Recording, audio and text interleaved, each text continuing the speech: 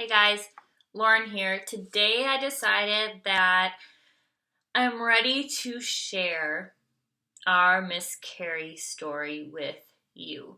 And I'm not really even sure. I don't have anything planned out for words or anything, so I'm not really sure what's going to come to me.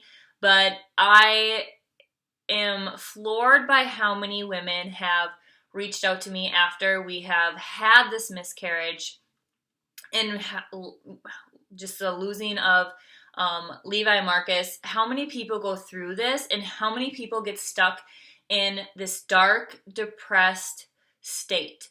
And if this story can help you get out of that state and just find yourself again and know that there's so much more out there and God has a plan for you and for us that go through this horribly sad situation, if it can help you get out of that deep place, in that deep and dark place, I will be like, that's enough for me to, it's very fulfilling for me to know that I can help one person get out of this place because, my camera's getting all weird, because it is such a sad place to be in, and I am very grateful that I didn't fall into a super depressed and dark place after ours. So I want to share with you guys a little bit of my backstory and how I think I got through our miscarriage without feeling like I was stuck in a dark place. So last December, I believe it was last December, we got off birth control, and I had honestly, the past 2 years, I have really been working on my faith and just my spirituality and learning how to be closer to God and like strengthening that relationship with Him. And I had fallen out of, well, I should say this, when I started that journey, I basically started by just reading a daily devotional every single day. For one whole year, I read a daily devotional. And then Nick and I had gotten married, and I started going to their church. So then I was getting that inspiration, and I felt like that was a vessel for me to strengthen that relationship with Him.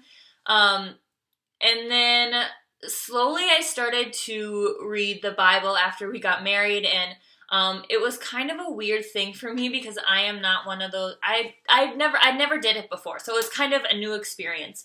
And I can say I wasn't super consistent with it, and I had fallen out of reading it for a while, and then I would say a few months before we decided to get off birth control, I started reading it again. I just had this like inkling, like, okay, I should start reading the Bible again, and just, I didn't have a system for reading it. I just kind of was like, okay, I'm going to read this verse today, or I'm going to read this chapter, or whatever. So I didn't have a system. So if you guys have questions about systems, like I didn't have one for reading it. I just read what I felt like was being put on my heart that day. So when I look at it, it's crazy because it was almost like He was grooming me. He was grooming me to know that, just all the things that He says in the Bible, like, I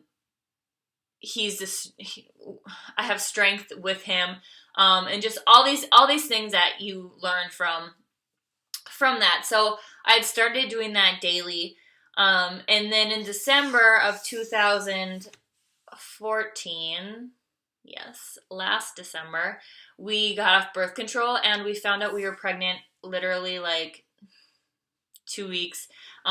We didn't find out we were pregnant until like January, but I believe we probably conceived right away, like 2 weeks after we had gotten off birth control. So we were pregnant we had like our first ultrasound at 8 weeks, and everything looked awesome. The baby was healthy, the heartbeat was good, and then we had an appointment at 11 weeks, and they couldn't hear the heartbeat. We didn't do an ultrasound or anything. They couldn't hear the heartbeat because of like the Doppler. Just I wasn't far along enough to hear it.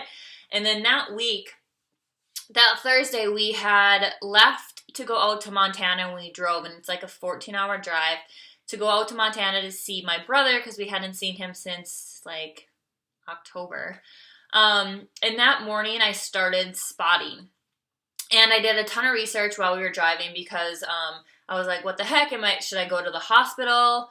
What do I need to do? Blah, blah, blah, blah. I had emailed my doctor and she said not to worry about it unless the cramping starts to get really bad. And I didn't have any cramping at that time. It was just super, super light bleeding, which continued throughout the whole weekend. Friday had came and the spotting was on and off. We had went snowmobiling all afternoon. The spotting was on and off. I had cramping for a couple hours after snowmobiling, and I don't know if it was just because I overdid it, or what. And then Saturday, I still had spotting and I still had light cramping that increased as the day went on. And we were in Cook City and we were literally like 5 hours away from the nearest hospital. So I didn't necessarily have the option to just pack up and go to the hospital. We were out in the middle of nowhere, literally. But Saturday came and the cramping had gotten the worst and the bleeding was still, it was a little bit stronger, I believe. But we were at dinner that night and the cramping was so bad that I had to actually go back to the hotel room because I couldn't physically sit there and try and listen to people talk and be in conversation because it was so bad. And it honestly, like, now that I think about it, it was like almost like it was a contraction because it was they'd come and go. And I was back in the hotel room and that was probably around like 6 or 7, maybe, probably more around 7. And then I just dealt with pain for an hour and a half, dealing with pain coming in and out, contractions probably. They soon got closer and closer and closer, and I was going to the bathroom a lot. I was bleeding more significantly than before. Like I said, I couldn't just drive to the hospital. We were 5 hours away. So anybody who's like, why don't you go to the emergency room? We were in the mountains. There was no emergency room. So I just decided that whatever was going to happen here in this hotel room because I didn't have any other options. I didn't want to be in a car when this happened. I didn't want to be on the side of the road. I just wanted to be in a place where I felt comfortable. So I was having contractions and I was going to the bathroom frequently, peeing out blood, going to the bathroom. And the contractions, it was literally like they were minutes apart. So I was giving labor. And around 8:30 probably, for like that half hour, it was contractions every couple minutes. And around 8:30, I had gone to the bathroom again, and that time I had passed what was our baby. And it's crazy that I'm saying this out loud. It's crazy because if you have ever had to go through that experience, it's like you're in a bad movie. Sorry, it's super emotional when I'm thinking about it and talking about it. It's like you're in a bad movie. And I can vividly see our baby in the toilet, and you almost just feel so helpless. And I went through a couple minutes of just being in shock and feeling like I'm so helpless. And you know, you just go through all those emotions that come with it, and you're a horrible mother, I can't believe you let this happen, and all this stuff that was going through my mind. And I was still in shock and I was still bleeding, and the pain had subsided. I had no pain after I had passed him. And I had to email Nick, or I had to text Nick because I had no service. I couldn't even get a hold of my mom, who wasn't with us. She was back in Minnesota, so I was with my dad and my brothers and my sister and Nick. And I had to text him and tell him that I had just had a miscarriage and he needed to come back to the hotel room. And he had came, and I was I was curled up in a ball, shaking, crying, bawling for what just happened. And it's just an experience that I don't think I don't want anyone to ever have to go through. And I know it happens. It happens so much more than we even know.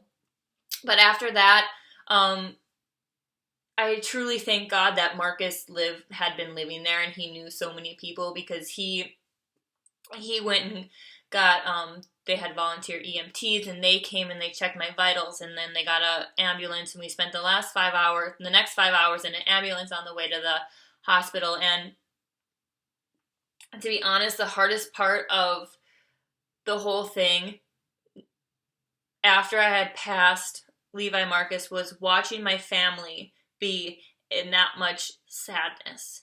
I'm the oldest of 4, so I am a huge motherly hen to my siblings, so watching them being hurt and watching them cry with me and try and be strong, and me not be able to comfort them and tell them it's going to be okay, and that to this day is still very hard for me to talk about, because it's so, if you're an oldest of 4, or if you're just one of those people who are super nurturing, it's hard for us to see our loved ones hurt like that and not be able to comfort them.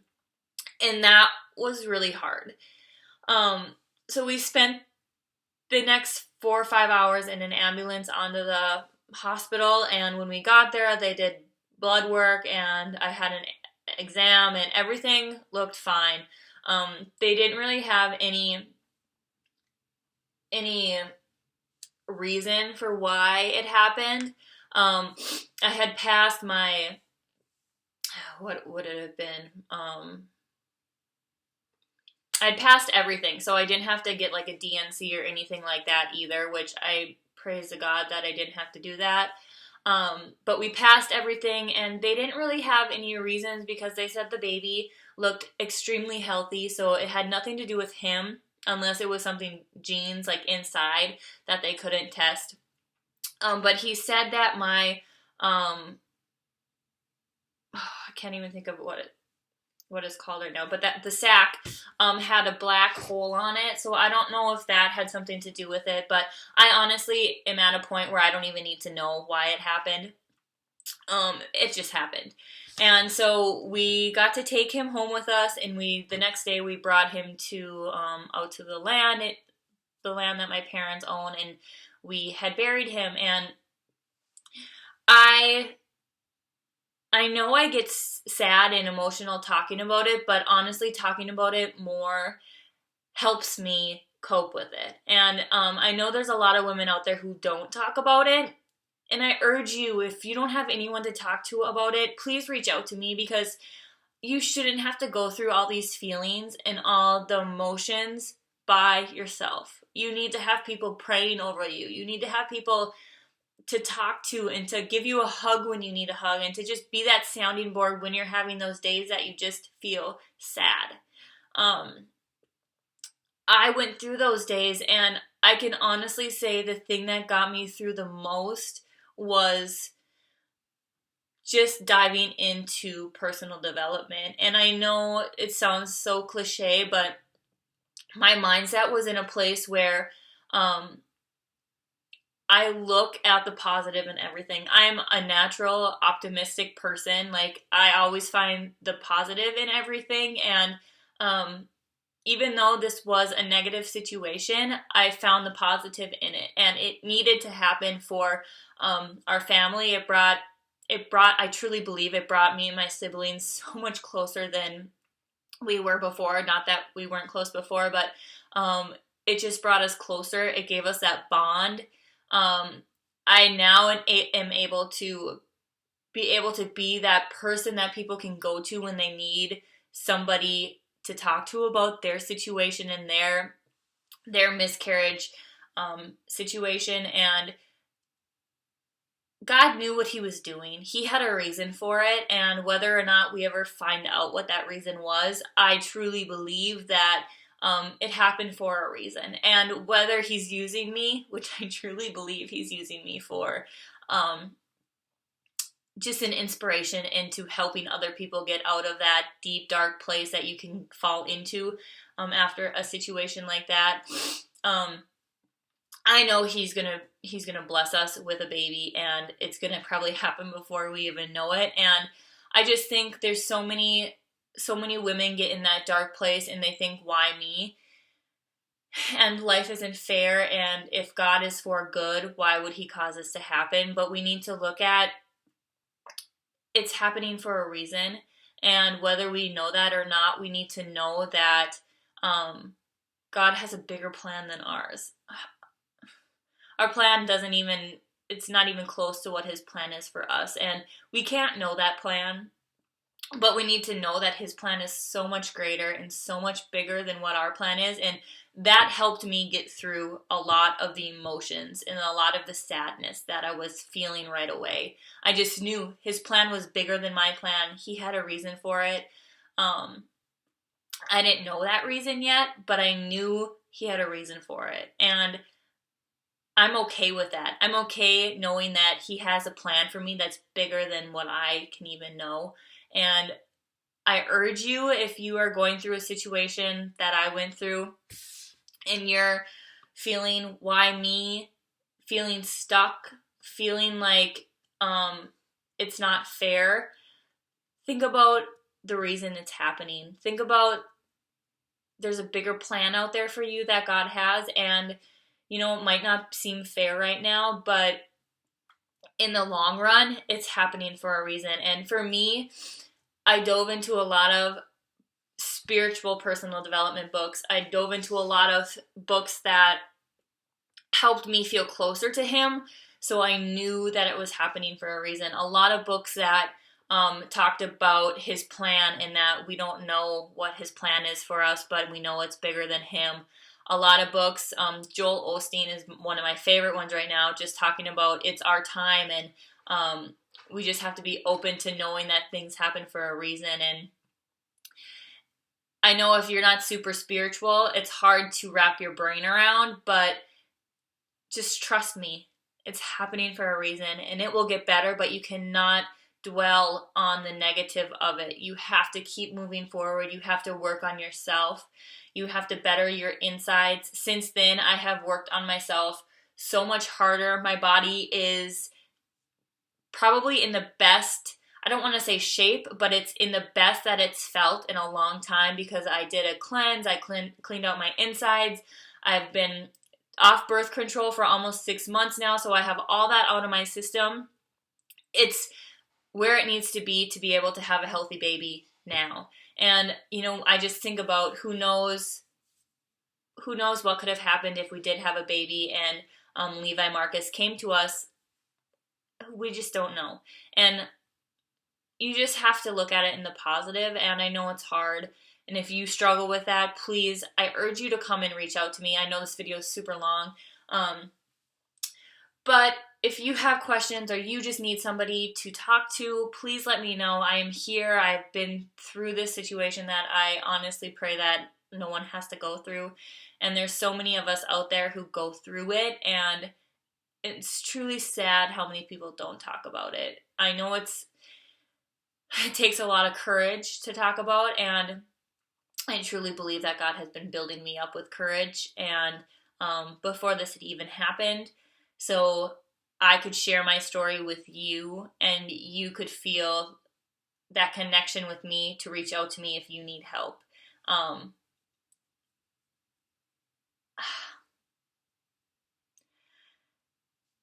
I guess that's all I have to say. So thank you for watching this video. I know it was long, but I truly believe I was meant to share my story with you, and reach out to me. I will put all my contact information down below if you truly feel like you need somebody to talk to because you're going through a situation like the one I went through.